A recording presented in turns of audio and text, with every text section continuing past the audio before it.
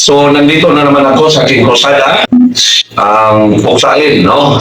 Ang mga maling aral sa magitan ng pag-explain sa katotohanan o sa pag-explain sa mga maling aral ng mga sikta. So, ang aking programa ay ang katotohanan. Kasi ang simbahan ay tinayo ng Panginoong Hesus na walang iba kundi ang Iglesia Katolika ay ang nag-iisang simbahan na suhay ng katotohanan.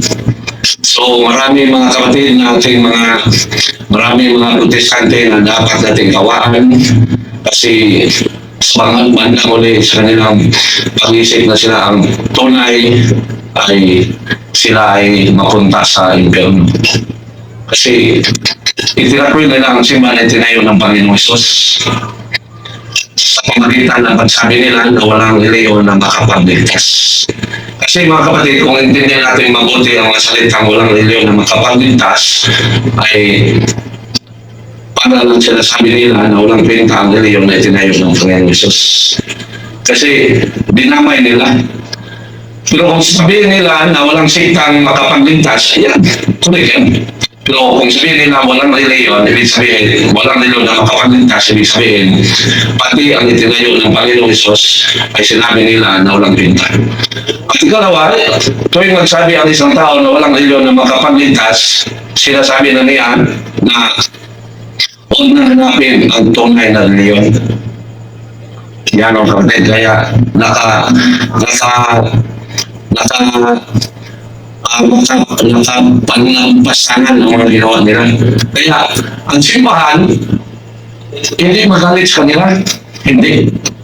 Ngunit, nagawa. Pero tayo mga ordinaryong tao, minsan magalit tayo, maging emosyonal tayo, no? Tulad hapon, ayong sa Biyernes, no? Tulad sa Biyernes, na may isang lasing na hindi Katoliko na bulabog sa amin doon sa Kabalong, no? Na Borden Norte. Para naubusan ko ng pasensya, no? Kinukrusan ko siya, paawa sa tanas. Kasi, grabe, no? Hindi naman siya masyadong lasing, ngunit amoy siya ng tanduay. Kaya, ginagamit siya ng Diablo upang ma-disturbo ang aming programa. Kaya sinasabi ko, hindi ko nabigilan na ginagamit siya ng Satanas at sinabi ko, paawa sa Satanas. So, yan mga kapatid, no? Pero salib or instead na magalit tayo sa kanila, ang ating dapat damdamin ating dapat ang dapat nating gawin o ang dapat nating sabation ay maawa. Kasi imagine kung pumunta sila sa impyerno, nakakawa sila. Kaya kung may buhay tayo, magpasensya tayo, tulad sa ginawa ng simbahan, na instead na sila ay ikondena, sila ay ipagdasal. Pero alam naman natin na pumunta sa simbahan natin na yun, yung Panginoong Hesus ay naging kanyang kaaway na. Kaya,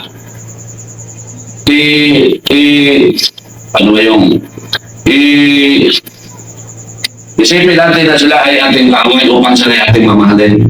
Yan mga kapatid. Kasi hindi mahalin ang kaaway ng Panginoong Hesus. Walang mababasa sa Biblia na sinasabi ng Panginoong Hesus na mahalin ninyo ang aking kaaway. Walang mabasa niyo. Ang mabasa dito sa Bible, mahalin ang inyong mga kaaway. At ang mga nansikta mga kapatid ay kaaway na sila ng Panginoong Hesus. Kaya in that sense, hindi dapat sila natin mamahalin. Ano yun ating masahin? Na ang umalis sa simbahan ay tinayo ng Panginoong Hesus ay kanya ng kaaway. At ang Panginoong Hesus ay hindi nagsabi na mahalin ninyo ang aking mga kaaway. Ito aking masahin muna, ha? 1:18-19. Mga anak noon ng katapusan sa kalibutan, isuhin na kamong nanguanhi ang kaaway ni Kristo o ganihan na karon ang daghang mga kaaway ni Kristo. Busa man siguro nato nga doon na gayon ang katapusan. Kini mga tawanan dili tinuod na sakop sa atong mundo. Busa na ulang sila kanato. Kung tinuod pangato silang mga kauban, magpabiling unta sila kanato, apan namiya sila aron maila gayon nga sila dili kauban nato. Sino ang umalis sa simbahan? Yung naging protestante. at nang sila ay umalis, ano na ang kanilang katayuan? Sila ay kaaway na ng Panginoong Hesus. Ngunit ang ating Panginoong Diyos ay nagsasabi, mahalin ninyo ang aking kaaway. Hindi sinasabi yan ng Panginoong Hesus. Pero sinasabi ng Panginoong Hesus, mahalin ninyo ang inyong mga kaaway. Ating basahin mga kapatid, ang sinasabi ng ating Panginoong Hesus sa Evangelio chapter 5 verse 44. At ito ay ating intindihin ng mabuti. No? Kapag gano'n, sultihan ko kamo, igugmaa ang inyong mga kaaway o pag-ampo kamo alang sa mga tao na nagpasipanan kaninyo. So in a strict sense, hindi natin pwedeng mamahalin ang mga sikta kasi sila ay kaaway ng Panginoong Hesus. Kasi ang Panginoong Hesus ang may-ari sa simbang Katoliko. Kaya, ang umalis sa simbahan ay kanyang kaaway, hindi sa atin. Pero upang atin silang mamahalin, ituring natin silang ating mga kaaway. Kasi kung ituring natin mga kaaway natin ang mga sikta, yan papasok ang sinasabi ng Panginoon Hesus, mahalin ninyo ang inyong mga kaaway. Kaya mga kapatid, ituring natin mga kaaway ang mga sikta upang sila ay ating mamahalin at ipagdasal. Aking balikan ha. Kapag gano'n sultihan ko kamo, higugmaan ninyo mga kaaway upang ampo kamo alang sa mga tao na nagpasipalang kaninyo. Yan mga kapatid. Pero sa ikalawang bahagi, ang sinasabi ng ating Panginoon Hesus, mahalin niyo ang inyong mga kaaway, yung kaaway, naging kaaway natin bilang tao. Yan mga kapatid. Pero yung kaaway natin sa espiritu, ibig sabihin sa religious, walang masasabi na mahalin, walang naisulat sa kanyang kasulatan na sinasabi ng Panginoong Hesus, mahalin ninyo sila. Pero dahil ang Diyos ay pag-ibig at ang simbahan ay pag-ibig, kaya ituring natin silang magkaway upang sila ay ating mga mahalin. And ito we always remember na ang simbahan ay katawan ng Panginoong Hesus. Kaya kung ano ang kaaway sa ulo, ay kaaway ng katawan. Ay simple. So ang mga protestante ay naging kaaway na ng Panginoong Hesus, kaya sila ay naging kaaway din natin. Pero upang sila ay ating mahalin, ituring natin silang kaaway natin bilang tao. Hindi patungkol sa religion. Kaya kasi kung ituring natin silang kaaway natin sa religion, walang masasabi, walang naisulat sa Bible na mahalin ninyo yung mga nagpasipala sa ipinangaral ng Panginoong Hesus. Yan mga kapatid. So ating balikan, dahil ang simbahan ay pag-ibig, kasi ito ay katawan ng Panginoong Diyos, at ang Diyos ay pag-ibig, kaya ating mamahalin sila. Ating basahin mga kapatid, ang 4:8, na ang Diyos ay pag-ibig. At dahil tayo ay katawan ng Panginoong Hesus, dahil ang simbahan ay pag-ibig. Ito ang sinasabi. Ang wala may gugma sa iyang isip na tao, wala makailang sa Diyos, kaya ang Diyos, gugma man. And we always remember at ibalikan na simbahan ay katawan ng Panginoong Hesus. Katawan ng Panginoong Hesus. Kaya kung ano ang maaaring maramdaman ng ulo, ay maramdaman ng katawan. Kasi hindi pwede magsipalit ang ulo at ang katawan. So yan mga kapatid, no? Okay. Bro, na ako'y pangutana, sumala sa Biblia, si Kristo mo'y uno sa iglesia. Ang iglesia mo ang iyang lawas. Pangutana, maluwas ba ang tao nga misunod sa ulo nga si Kristo apan iyang isalikway ang iglesia? Ay hili bro, hindi siya maluwas.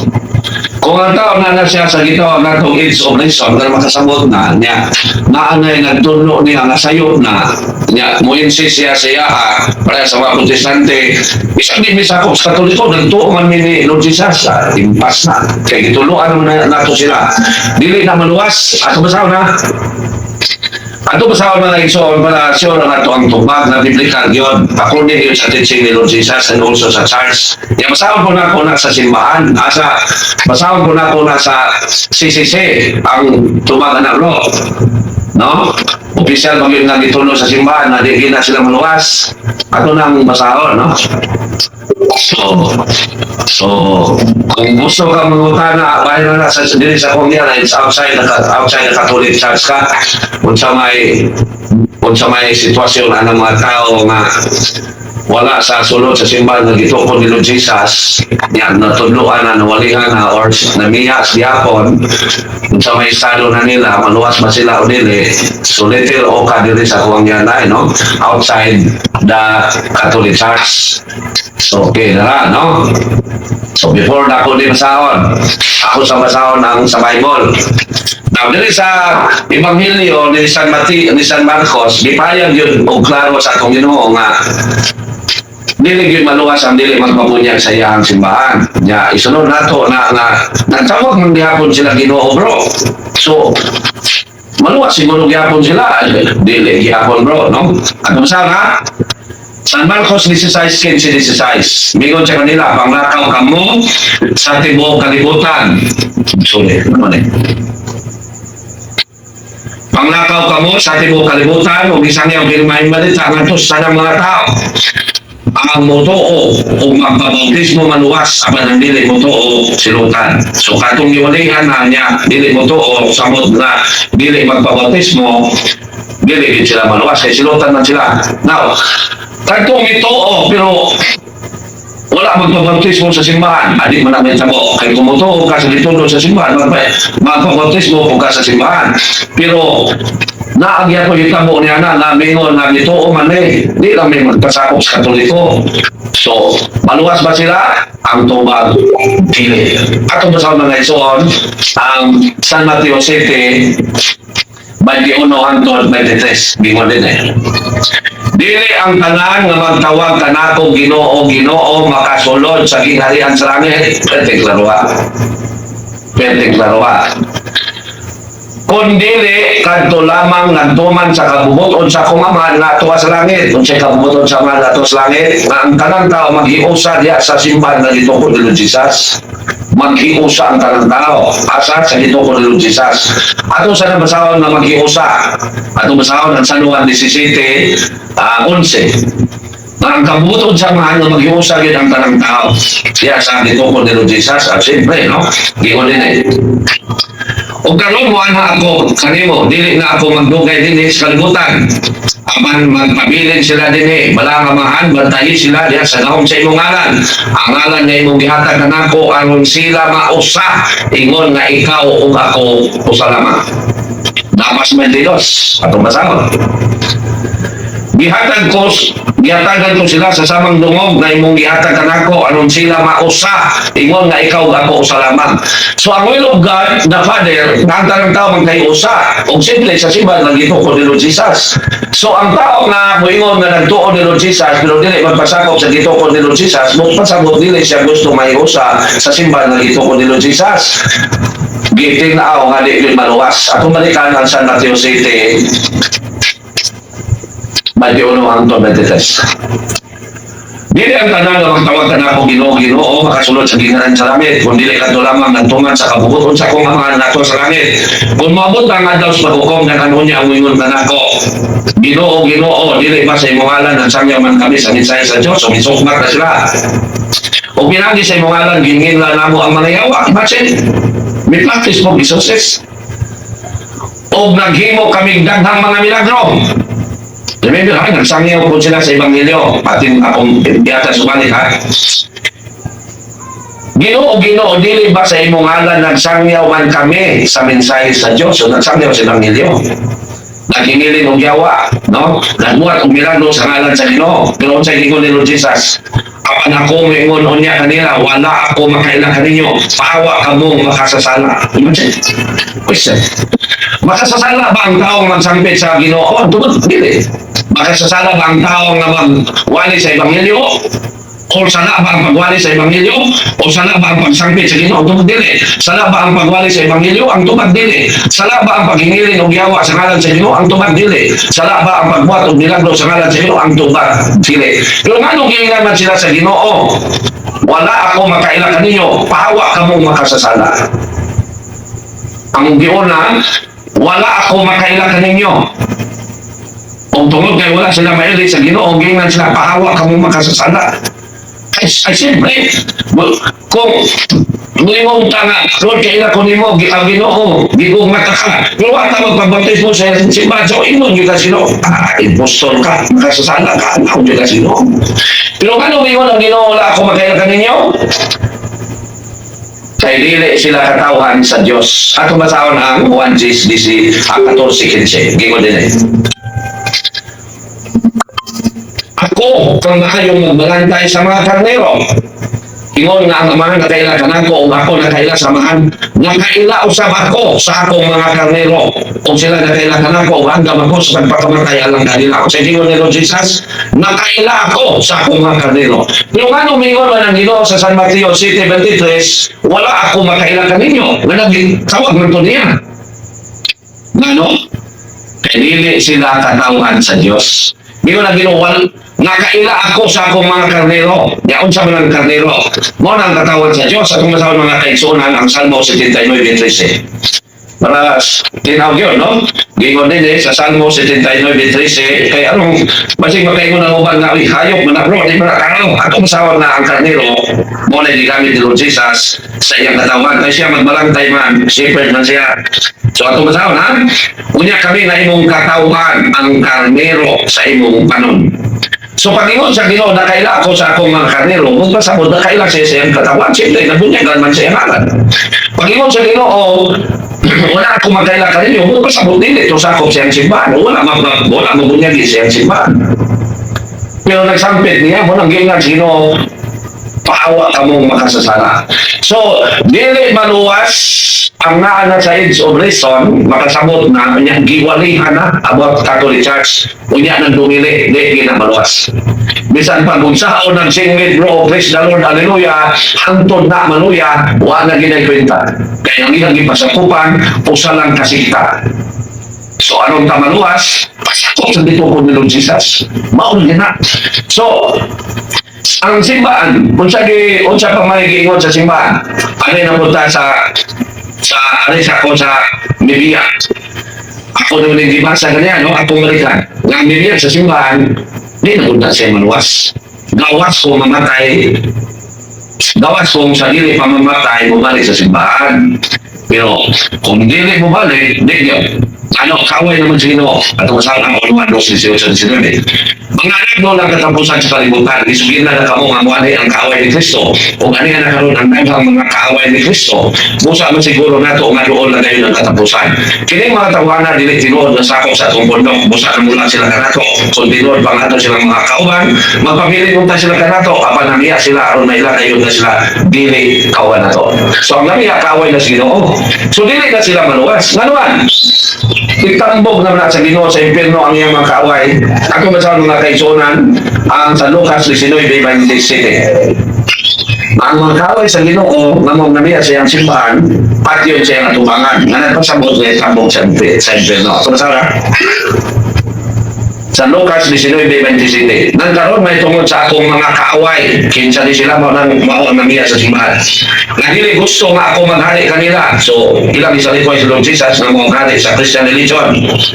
Dahil na sila din o pamatya sa akong atubangan. Nga unsa may gipasabot aning dada sila din o pamatya sa akong atubangan. Nga mo atubang sa Ginoo kalag naman.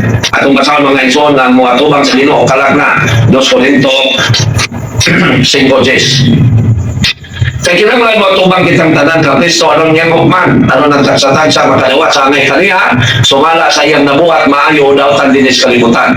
So ang mga tubang sa Ginoo kalag na. So unsa may gipasabot sa Ginoo sa iyang palingon, dada sila dinhi o pamatya sa akong atubangan, ang iyang makaway. Ang ipasabot mo ngayon soon, mao ang ikaduhang kamatayon, nga mao ang impyerno. Atong masahon ang ipadayan 20:14, gingon din. Unya gitambok ang kamatayon o ang hadis nato sa linaw nga kalayo, kining linaw sa kalayo tayo, mao ang ikaduhang kamatayon. So, tinaw, nga di yun maluwas. Pero ako sa masahon na anong ang impyerno ikaduhang kamatayon, laban ay una na ang atong pagbiya din sa butan. Hebrew 9:27. Kinahanglan mamatay ang tansa-tansa sa makausa o tapos niya ang humansa sa Diyos. So, ang mubiya sa simbahan, since kaway naman sila sa Ginoo or gisalipay naman nila ang Ginoo, dili na yun sila maluwas kung dili mo balik sa simbahan. Now, ito masawag ang libro sa simbahan. Sa paragraph 846, ito ang sinasabi. How are we to understand this affirmation open repeated by the church? Others, they formulated positively. It means that all salvation comes from Christ, the head, through the church, which is His body. So, ang kaluwas ang gikanta ng ni Lord Jesus, simple, Diyos man siya ang Savior.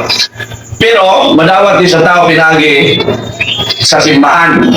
O pinagi sa simbahan, luwason ang tao ni Lord Jesus. Ito ba sa katapusan, no? Hence, they could not be saved. Oh, knowing that the Catholic Church was founded as necessary by God through Christ, would refuse either to enter it or to remain in it. Dili yun. Dili yun maluwas ang mga tao nga nasayod nga ang simbang Katoliko mao ang gitukod ni Lord Jesus nga gikinahanglan gayon alang sa kaluwasan. Siya nga mo deny sa pagpasakop or sila nga mihawa, dili yun maluwas. They could not be saved. Wala nga igsoon ang itulog simbahan. So, okay. So, wala ang tumagro, no? Wala yun makaraksyon eh. Wala. Sa pamanin siya. Tawan na mo ang lawas si Kristo, hinaot na mataganin mo sa bagay. Ano ang pastong sa kursundo, wala ang katubag. Di kita sila katubag, no?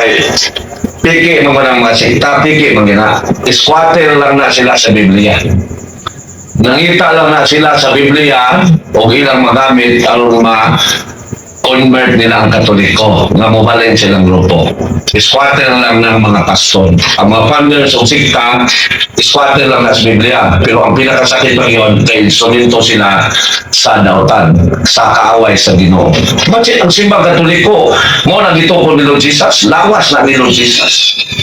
Atakibo na ang ordinaryong tao, sa mga sila. Asa man sila ibutang sa Ginoo, kamatay nila, nga ilang magikontra ang simbahan, nagituko ni Lord Jesus. Muna, no? Nga, di gina sila katubang o mga pangutanan. Francisco Butaya Jr. Bro, unsaon man nato pagpasabot sa mga dili Katoliko ang mga bersikulo sa Biblia nga nag-ingon nga ang tibok panimalay gibautismuhan sa mas pamilya ni Lydia sa Acts 16:15 o sa jailer, no? Acts sa jailer kadto sa 16:31. 33, giapil mausap niya ang mga bata o unsa ang historical context niya. So, pag ingon o gibunyagan ang tibok pamilya, apil ang mga bata, bro. Kay, kung tanawin mo ang word family, ang family, mao na ang inahan, amahan o anak. Kaya di naman pwede tawag pamilya ang walay anak, couple na ang tama term anak. Pero ang gamit sa buhat, gibunyagan siya o ang tibok niyang panimalay. Bota sabot, kanang sakop sa iyang balay, bata o dagko, gibunyagan. Pero doon na pag-dugang katinawan na bro, no? Atong tinaw, ha? So, sa history or sa Old Testament, gipayag nga apil ang bata bunyagan. Ano? Pero before that, ang Old Testament naghulagway na sa New Testament. ang New Testament katumanan sa Old Testament. Mao na bro. Now, unsa man giingon sa New Testament about sa bunyag? Giingon sa New Testament, pinagi sa sulat ni San Pablo ngadto sa Colosas 3:11 hangtod sa 12, nga ang bunyag mauna ang tuli sa Old Testament. Ato sa ang masabtan na ito, pila yun kaadlaw tulion ng tao. Ato sa na Colosas 3, I'm sorry, dili 3, kung dili 2:11 hangtod 12, no? Colosas. Nagipayag din na ang bunyag mao ang tuli sa Old Testament. Colosas 2:11 hangtod sa 12, dili 3 ha. Gisulti ang gituli kamo diha sa inyong pagkahiusa kaniya. Dili sa tuli nga hinimo sa tao, kundi sa tuli nga iya ni Kristo. Sa nang tuli nga iya ni Lord Jesus. At ibayon, masakay na mo na ang bunyag. Mabaoy timaan nga kamo na luwas gikan sa dahong niining lawas nga makasasala sa 12. Kaya sa pagbunyag kaninyo gilubong kamo uban ni Kristo, ug sa pagbunyag usab kaninyo gimanaw kamo uban ni Kristo. Pinagi sa inyong pagtuo sa kaon sa Dios nga nagbanhaw kaniya. So ang bunyag mao ni ang tuli nga iya ni Lord Jesus. Ako malikan na para tinaw yun. Gituli kamo diha sa inyong pagkahiusa kaniya. Dili sa tuli nga hinimo sa tao, kundi sa tuli nga iya ni Kristo. Remember ha? Gituli kamo diha sa inyong pagkahiusa kaniya. So doon ay butang nga naghiusa nato sa Diyos, nagyulagway yung tuli. Dili sa tuli nga hinimo sa tao. Dili sa tuli nga hinimo sa tao, sama sa Old Testament. Kundi sa tuli nga iya ni Kristo. Now, question, unsa lang tuli nga iya ni Lord Jesus nga mo naghiusa nato ngadto kaniya? Ato basahan ang Galacia 3:27. Bimo din Gibunyagan kamo aron mahiusa kang Kristo. So ang tuli nga iya ni Lord Jesus mo ang bunyag. Kaya ang tuli nga gisgutan sa Colosas 2:11, naghiusa man nato ni Lord Jesus. Unya ang pag naghiusa o bunya ang pagkahiusa nato ni Lord Jesus may tabo pinagis bunyag. Mo na nagsimba ng tudlo nga ang bunyag mo na ang tuli nga iya ni Kristo. Ang question, kay ang tuli mauman ang bunyag sa Kristohanong panahon, pila man kaadlaw tulion na ang tao. Sa Christian religion, bunyagan naman bisag infant. Pila kaadlaw, 8 pa kaadlaw tulionan. Mao ni nga sa New Testament, sa Christian religion, bata pa bunyagan na, kay ang bunyag mo man ang tuli sa Old Testament. Ako ba sa mga igsoon ang Genesis 17, 9 hangtod sa 13. Gimo din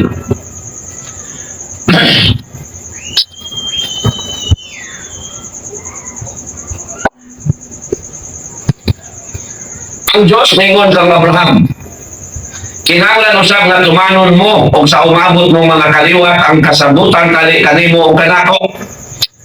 Kini ang tumanon ninyo, ang kalalakihan ninyo kinahanglan na magpatuli. So kadalon, kinahanglan tulion ninyo ang matag lalaki kung siya 8 na kaadlaw. Lakip ang mga ulipon na natao sa inyong balay. Asta mga mga ulipon ng agyas balay na magbuot. Muna nga ang sa Christian religion, ang ginikanan mo yung magbuot. Bulisisyon, paunyagan ba ang iyang anak? Okay, ato na yun. Lakip ang mga ulipon na natao sa inyong balay o ang mga napalit ninyo gikan sa mga langyaw. Magmatuod kini nga adunay kasabutan dali kaniyo o kanako. Ang matag usa kinahanglan magpatuli.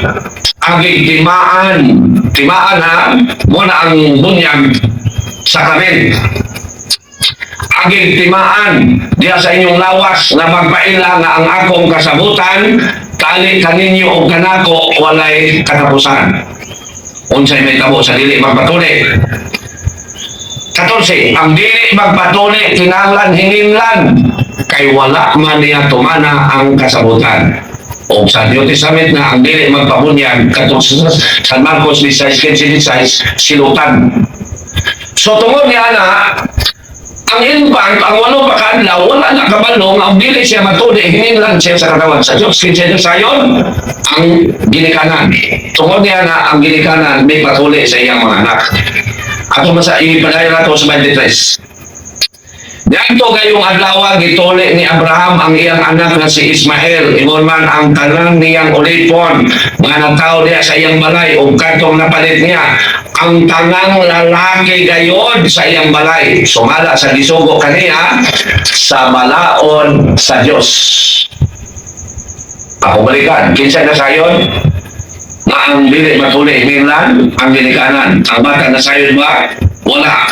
Pero tungkol kay Andel siya sa ginikanan, ang ginikanan mo may patuloy niya. Bawa muna sa Christian religion. Kinsa na sayon nga ang bata nga walay bunyag, wala pang mahiusa sa Diyos, ang ginikanan. Tungkol nga nga ang ginikanan magpabunyag. Mo ni ang naitabo ni Lydia. Tumasawon ang buhat 8, 14, 15. Mo ni natabo ni Lydia na sayon siya nga kung dili niya pabunyagan ang iyang mga anak, dili sila mahiusa sa Diyos. So, iyang pabunyagan. Okay, buhat 8. Okay. I'm sorry. This is size, no? I'm sorry. Ay, kalimutan. Nandito pa. Dayon, no? This is size. 14. Usa na itong namati ka na mo mga si Lydia nga taga-Tiyatira na maligan panapton nga nagtong bula. Madlokod siya sa Diyos o kang Ginoo na abli sa iyang kasing-kasing aron pagdawa sa mensahe ni Pablo. Gibunyagan siya o kang tibuok niyang panimalay. Klaro, no? So, unya, iya kami gidapit. So, gibunyagan siya o ang iyang tibuok panimalay. Si San Pablo, sa diyang namunyag sa prisuan. Giapil ba niya bunyag ang mga ang tanan? Giapil. Atong sa ng 33.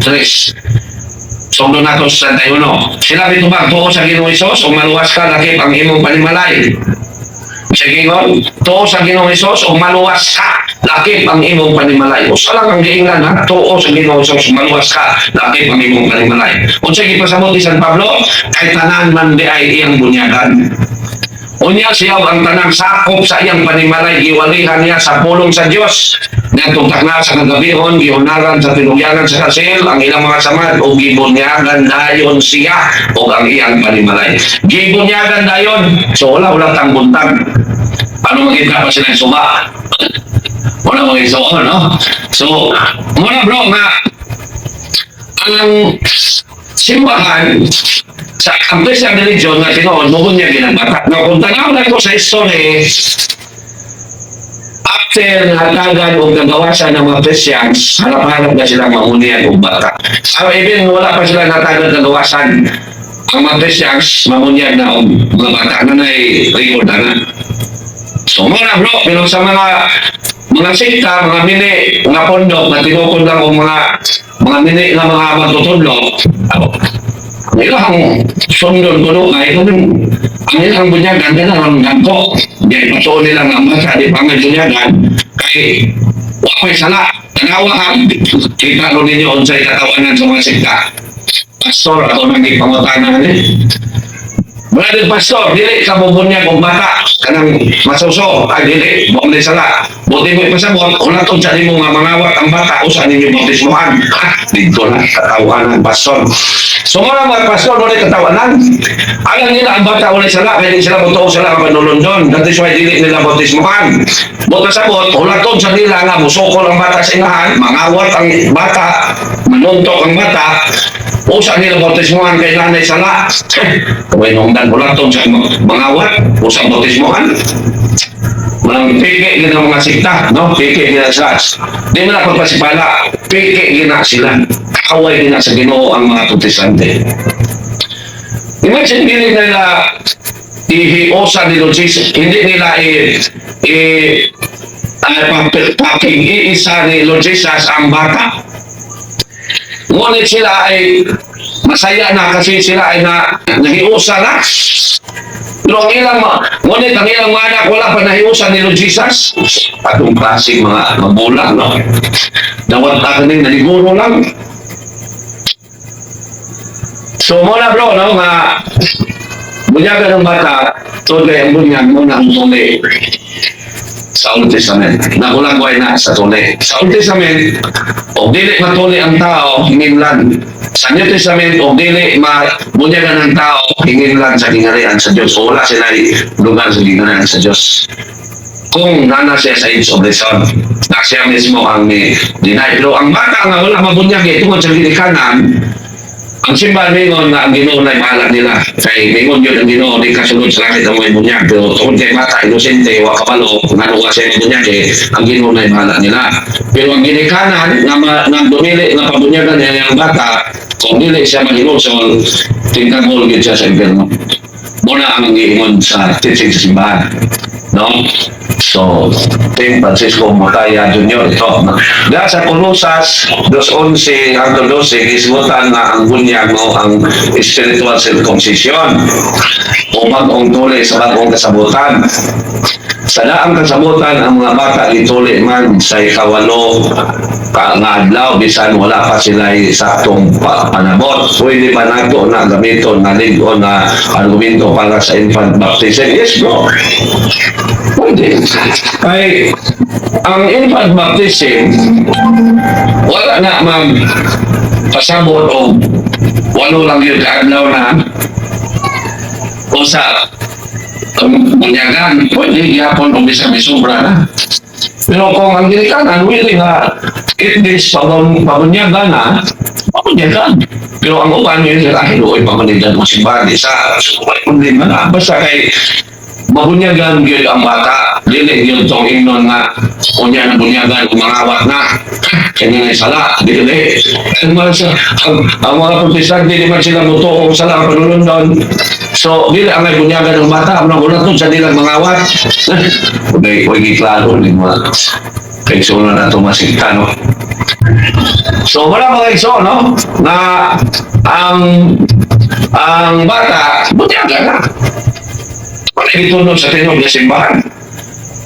So, kung sa mga mini na bunyagan, mini man sila, huwag man sila ibaban, imunan na sila. Okay, so, dito na ako sa aking topic, no? Ang aking topic ko kapatid, kasi marami na mga Catholic defender ang talakay sa mga doctrine natin. Kaya iba naman ang aking style, yung mga sika, sinong founder, at ano ang ipinangaral. Kaya na itinayo, saan itinayo, upang malaman sa mga sikta na fit ang kanilang na naging grupo. So ito Bro, dako ba o kalambigitan ang doktrina sa original sin sa lang panulundon gikan ni Anan kung ano nga dili angay langanon ang pagpabunyag sa bata. Unsa may mahitabo sa kalang sa bata sumala sa pagtulunan sa simbahan kung mamatay kini nga wala mabautismo. Dako kay kalambigitan bro. Kay ang bunyag mao na ang maghimong tao pag-usab sa usa ka tao. Kay kita before ang tanang tao nga silawom sa o ang tanang tao nga wala pa mabunyag sa simbahan nga gituko ni Lord Jesus, naa pa siya sa kaimtang nga makasasala. So kinahanglan siya mabunyagan. Sa sayon nga pagkasulti, kung ang tao wala pa siya mabunyagi, ito ang pangyayang kulon. So kinahanglan siyang maputi, pinagi sa bunyag. Now, itong panahon na ang bata, ang tao, muna siya ay sala nga panulundon. Nga mo hinungdan nga nung mamatay ang tao. Ato sa mga iso ng Salmo 51:5 nga doon naging sala nga panulundon. Nga tungod ni mausala nga panulundon ang tao mamatay. Kung saan Salmo 51:5.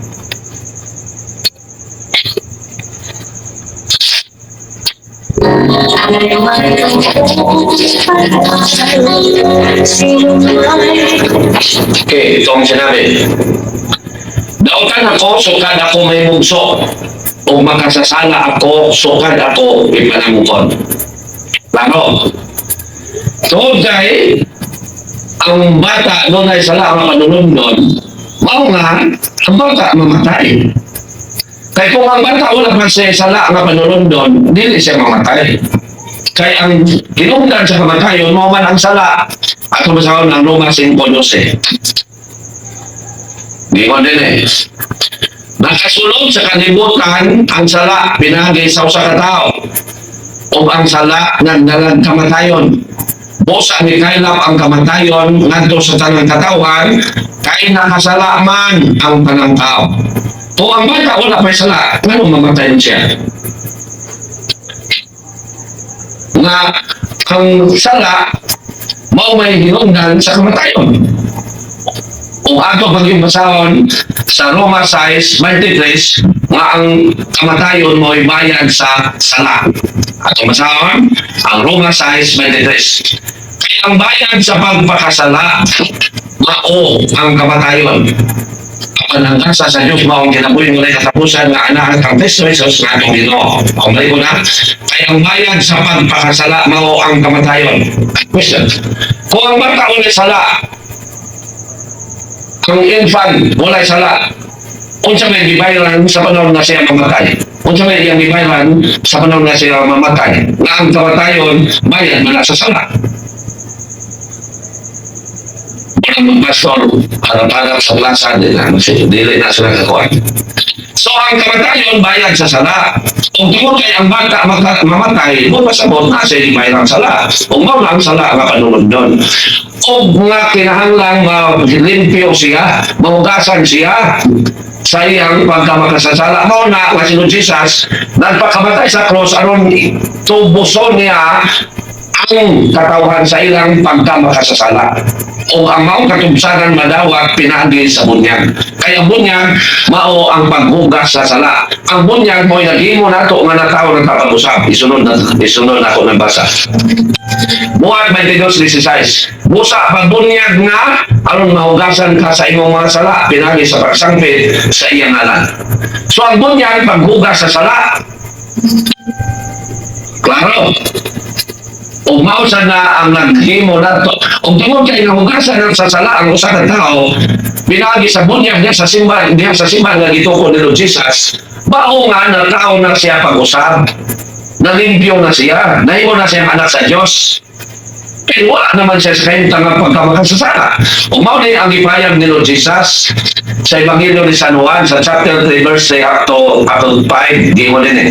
Si Jesus mitubag, sultihan ko ikaw, walay makakita sa gingharian sa Diyos, gawas ko siya matao pag-usap.